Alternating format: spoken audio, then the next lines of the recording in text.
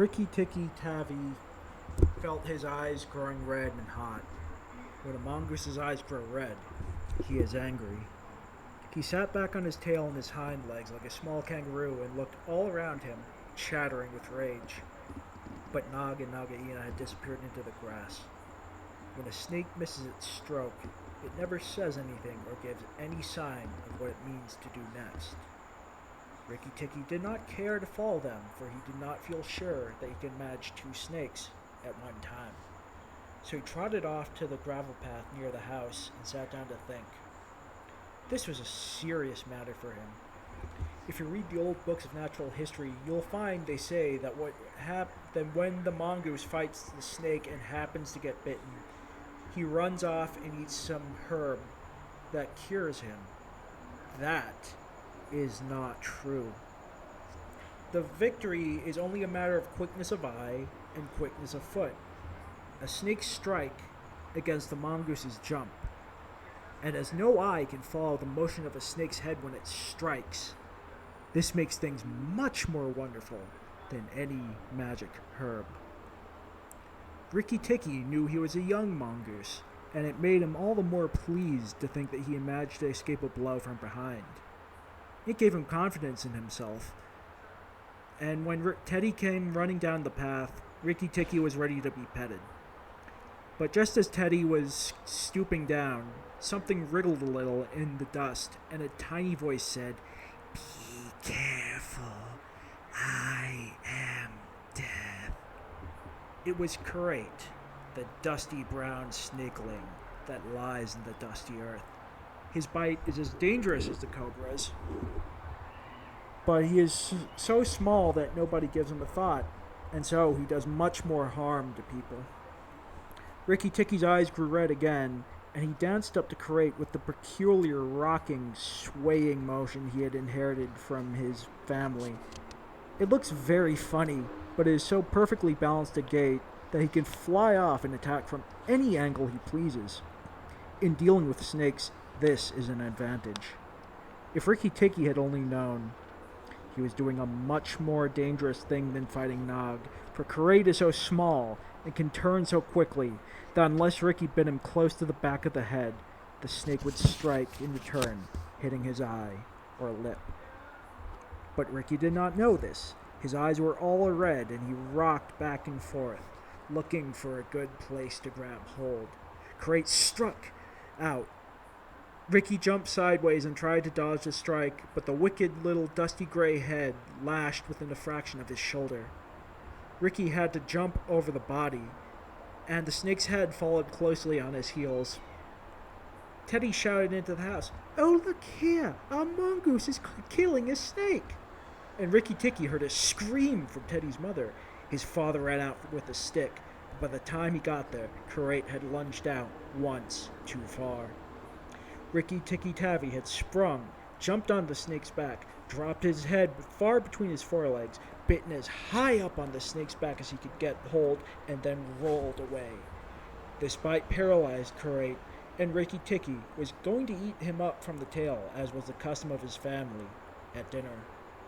Then he remembered that a full meal makes a slow mongoose. If he wanted all his strength and quickness, he must keep himself thin. He went away to bathe in the dust under the bushes, while Teddy's father beat the dead Karate. What's the use of that, thought Rikki Tikki. I have finished it all.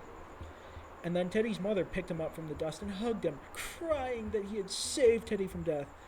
Teddy's father said he was a blessing, and Teddy looked on with big, scared eyes.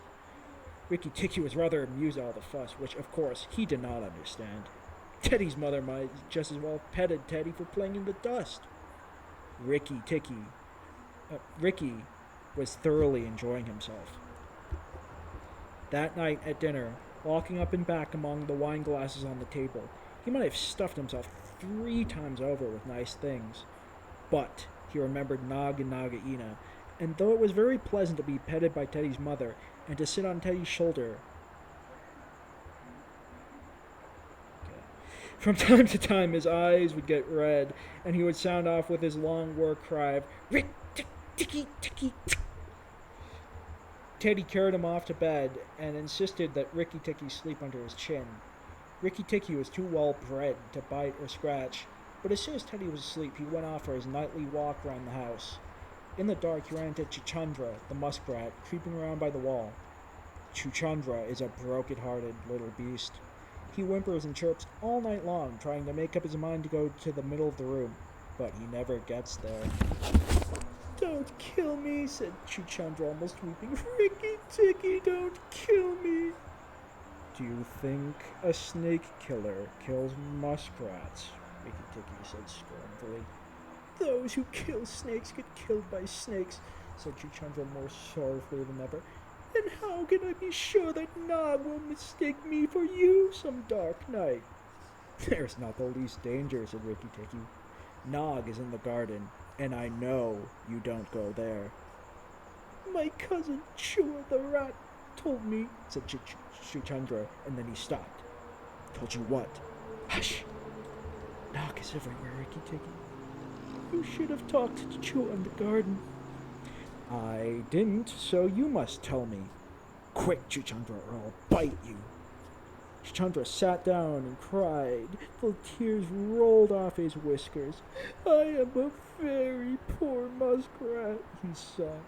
"I never had enough spirit to run out into the middle of the room." "Hush! I mustn't tell you anything. Can't you hear, Rikki Tikki?" Rikki Tikki listened. The house was as still, but he thought he could just catch the faintest scratch in the world. A noise as faint of that as of a wasp walking on a window pane. The dry scratch of a snake's scales on brickwork. "That's Nog or Nagaina," he said to himself, "and he is crawling into the bathroom drain. You're right, Chuchundra. I should have talked to Chua." He stole off to Teddy's bathroom, but there was nothing there. And then to Teddy's mother's bathroom. At the bottom of the smooth plaster wall, there was a brick pulled out to make a drain for the bath water. And as Rikki Tikki snuck in by the bathtub, he heard Nog and Nagaina whispering together outside in the moonlight. "When the house is emptied of people," said Nagaina to her husband, "he will have to go away, and then the garden will be our own again. Go in quietly, and remember that the big man who killed Crate is the first one to bite. Then come out and tell me, and we will hunt Rikki Tikki together." "But are you sure that there is anything to be gained by killing the people?" said Nog. "Everything. When there were no people in the house. Did we have any mongoose in the garden? As long as the house is empty, we are king and queen of the garden. And remember, as soon as our eggs in the melon bed hatch, as they may tomorrow, our children will need room and quiet." "I had not thought of that," said Nog. "I will go, but there is no need to hunt for Rikki Tikki afterwards. I will kill the big man and his wife and the child if I can, and come away quietly. Then the house will be empty, and Rikki Tikki will go away." Rikki Tikki tingled all over with rage and hatred at this. And then Nog's head came through the drain, and his 5 feet of cold body followed it. Angry as he was, Rikki Tikki was very frightened as he saw the size of the big cobra. Nog coiled himself up, raised his head, and looked into the bathroom in the dark. Rikki could see his eyes glitter. "Now if I kill him here, Nagaina will know. And if I fight him on the open floor, the odds are in his favor." "What am I to do?" said Rikki Tikki.